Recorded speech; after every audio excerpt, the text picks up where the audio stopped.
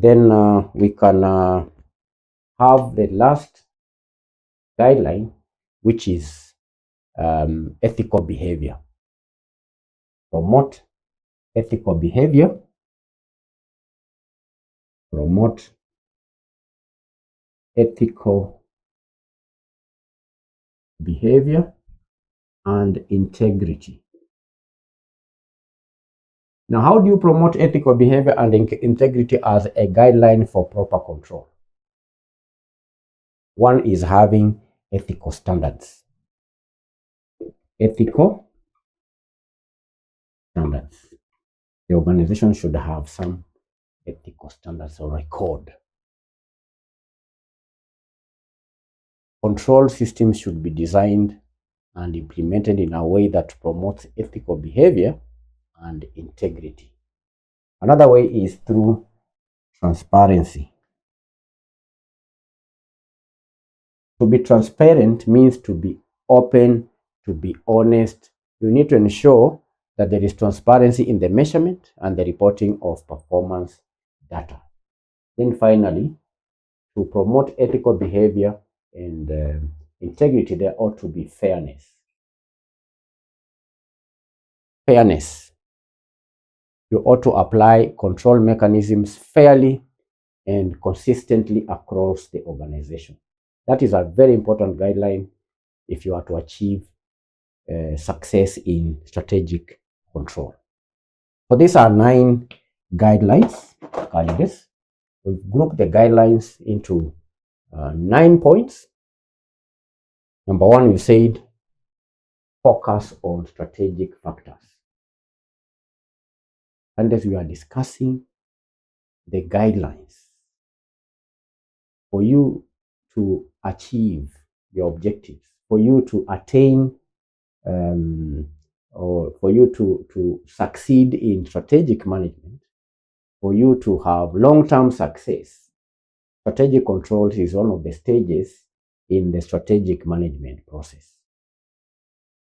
Okay?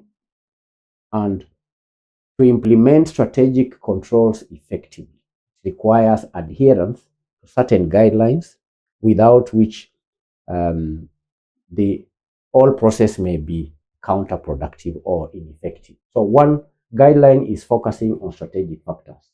How do you focus on strategic factors? You focus on strategic factors by, first of all, aligning with the objectives.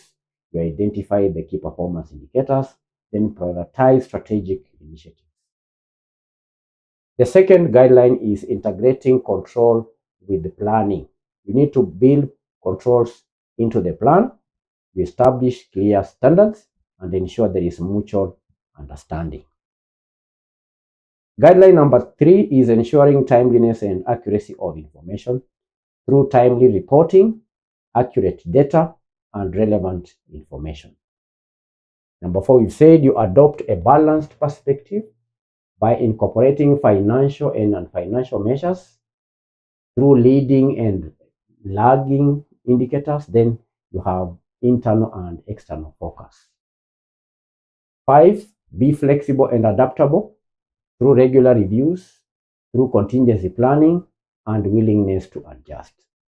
Number 6, you ought to foster a culture of accountability by having clear responsibilities, by having performance-based rewards, and open communication. Guideline number 7, keep it simple and understandable by avoiding overly complex systems through clear reporting formats and providing training to employees. Number 8, emphasize action and problem solving by focusing on corrective action and encouraging problem solving. Then lastly, we said promote ethical behavior and integrity through ethical standards, transparency, and fairness. So in essence, candidates, proper strategic control is about creating a system that is aligned, first of all, with the strategy. Then you provide timely and accurate information.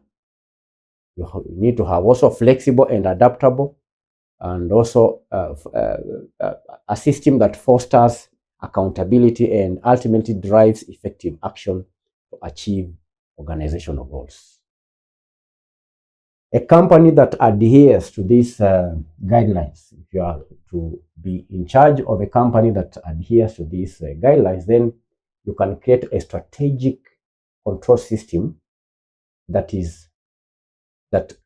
acts as a valuable tool for navigating the complexities of the business environment, and that can then ensure long-term success and sustainability. That is the end of today's lesson on guidelines for proper control. Bye-bye.